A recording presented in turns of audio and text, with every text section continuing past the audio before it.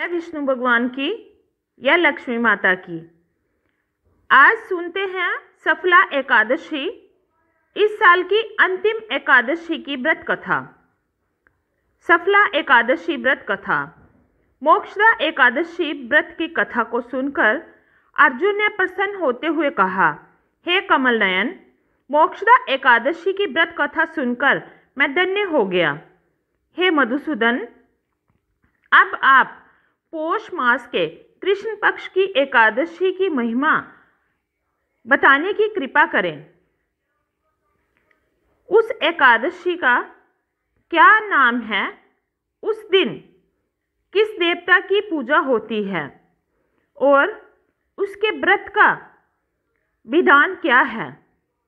मुझ पर कृपा करते हुए ये सब आप मुझे विस्तार पूर्वक बताएं।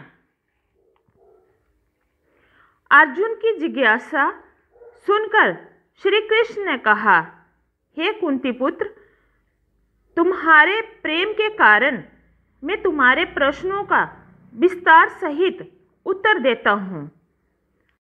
अब तुम इस एकादशी व्रत का महात्म्य सुनो। हे पार्थ, इस एकादशी के द्वारा भगवान विष्णु को शीघ्र ही प्रसन्न किया जा सकता है। पौष मास की कृष्ण पक्ष की एकादशी का नाम सफला है। इस एकादशी के आराध्य देव नारायण हैं। इस एकादशी के दिन श्रीमन नारायण जी की विधि के अनुसार श्रद्धा पूर्वक पूजा करनी चाहिए।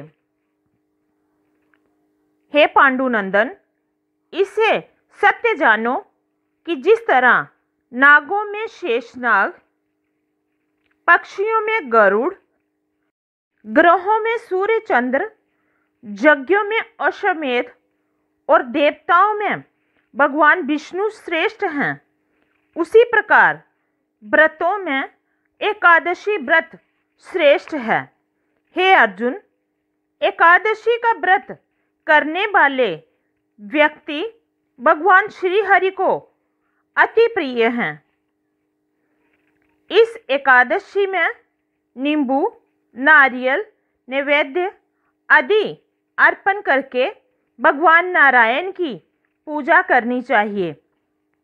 मनुष्य को 5 सहस्त्र वर्ष तपस्या करने से जिस पुण्य का फल प्राप्त होता है, वही पुण्य श्रद्धा पूर्वक रात्रि जागरण सहित सफला एकादशी का उपवास करने से मिलता है। हे कुंती पुत्र, अब तुम सफला एकादशी की कथा ध्यानपूर्वक सुनो। प्राचीन समय में चंपावती नगरी में महिष्मान नामक एक राजा राज्य करता था। उसके 4 पुत्र थे। उसका सबसे बड़ा लुम्पक नाम का पुत्र महापापी और दुष्ट था। वह हमेशा पर स्त्री गमन में तथा वेश्याओं के जहाँ जाकर अपने पिता का धन व्यय किया करता था। देवता, ब्राह्मण, वैष्णव आदि सुपात्रों की निंदा करके वह अति प्रसन्न होता था। सारी प्रजा उसके कुकर्मों से बहुत दुखी थी, परंतु युवराज होने के कारण सब चुपचाप उसके अत्याचारों को सहन करने को विवश थे और किसी में भी इतना साहस नहीं था कि कोई राजा से उसकी शिकायत करता।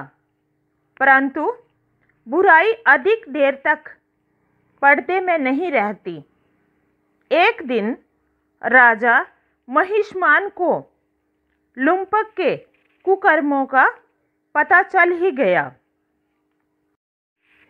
तब राजा अत्यधिक क्रोधित हुआ और उसने लुम्पक को अपने राज्य से निकाल दिया। पिता द्वारा त्यागते ही लुम्पक को और सभी ने भी त्याग दिया। अब वह सोचने लगा कि मैं क्या करूं, कहाँ जाऊं। अंत में उसने रात्रि को पिता के राज्य में चोरी करने की ठानी। वह दिन में राज्य से बाहर रहने लगा और रात्रि को अपने पिता की नगरी में जाकर चोरी तथा अन्य बुरे काम करने लगा। रात में वह जाकर नगर के निवासियों को मारता तथा कष्ट देता।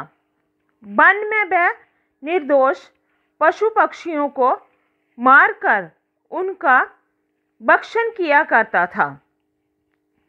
किसी किसी रात जब वह नगर में चोरी आदि करते पकड़ा भी जाता तो राजा के डर से पहरेदार उसे छोड़ देते थे।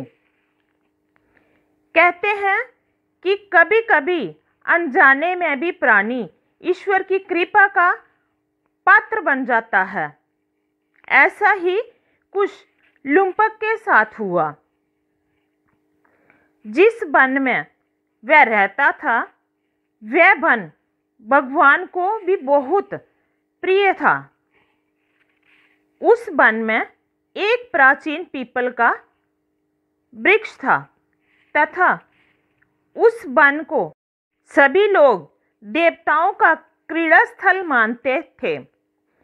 वन में उसी पीपल के वृक्ष के नीचे महापापी लुम्पक रहता था।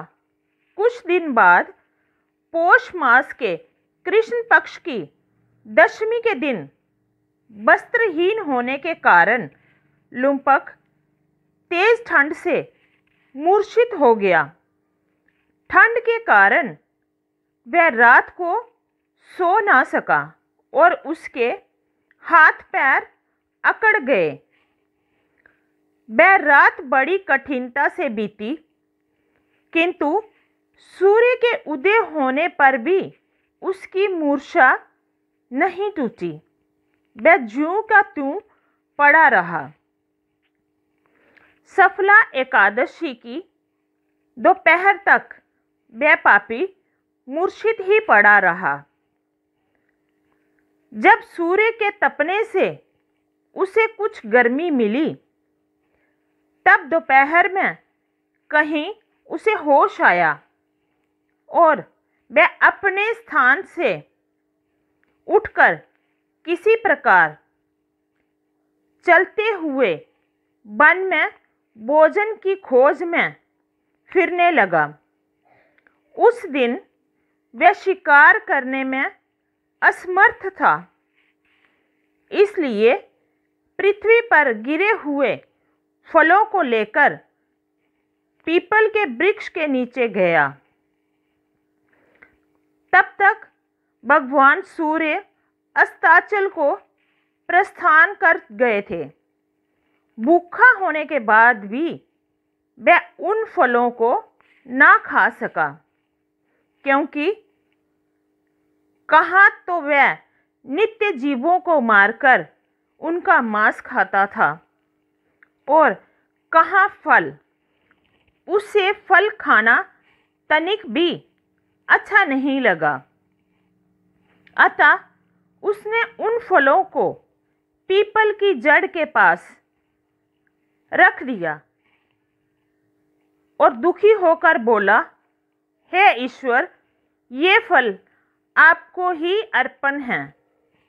इन फलों से आप ही तृप्त हों। ऐसा कहकर वह रोने लगा और रात को उसे नींद भी नहीं आई। वह सारी रात रोता रहा। इस प्रकार उस पापी से अनजाने में ही एकादशी का उपवास हो गया।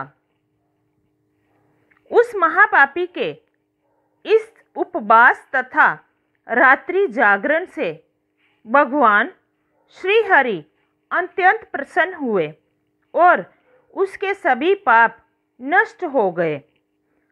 सुबह होते ही एक दिव्य रथ अनेक सुंदर वस्तुओं से सजा हुआ आया और उसके सामने खड़ा हो गया। उसी समय आकाशवाणी हुई, हे युवराज, भगवान नारायण के प्रभाव से तेरे सभी पाप नष्ट हो गए हैं। अब तू अपने पिता के पास जाकर राज्य प्राप्त कर। जब ये आकाशवाणी लुम्पक ने सुनी तो वह अत्यंत प्रसन्न होते हुए बोला, हे प्रभु, आपकी जय हो।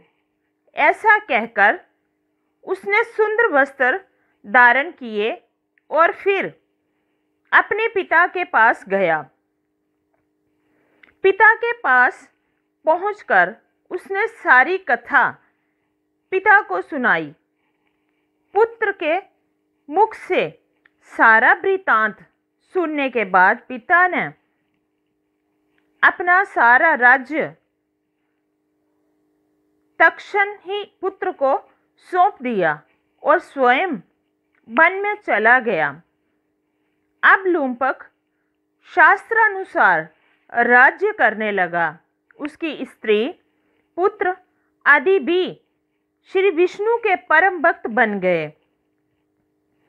वृद्धावस्था आने पर वह अपने पुत्र को राज्य सौंपकर भगवान का भजन करने के लिए वन में चला गया और अंत में परम पद को प्राप्त हुए। हे पार्थ, जो मनुष्य श्रद्धा व भक्ति पूर्वक इस सफला एकादशी का उपवास करते हैं, उनके सभी पाप नष्ट हो जाते हैं और अंत में मुक्ति प्राप्त होती है। हे अर्जुन, जो मनुष्य इस सफला एकादशी के महात्म्य को नहीं समझते, उन्हें पूंछ और सींगों से विहीन पशु ही समझना चाहिए। सफला एकादशी के महात्म्य को पढ़ने अथवा श्रवण करने से वाणी को राजसूय यज्ञ के समान फल प्राप्त होता है। इस कथा का सार कुछ इस प्रकार है। जे सफला एकादशी की कथा हमें भगवान के अति कृपालु होने का भान कराती है। यदि कोई मनुष्य अज्ञानवश भी प्रभु का स्मरण करे तो उसे पूर्ण फल की प्राप्ति होती है।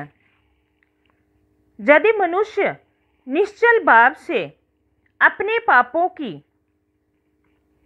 क्षमा मांगे तो भगवान उसके बड़े से बड़े पापों को भी क्षमा कर देते हैं। लुम्पक जैसे महापापी भी भगवान श्री हरि की कृपा से वैकुंठ का अधिकारी बना। बोलो श्री विष्णु भगवान की जय। कथा अच्छी लगी हो तो वीडियो को लाइक कर दें और कमेंट में जय श्री हरि विष्णु भगवान जरूर लिखें।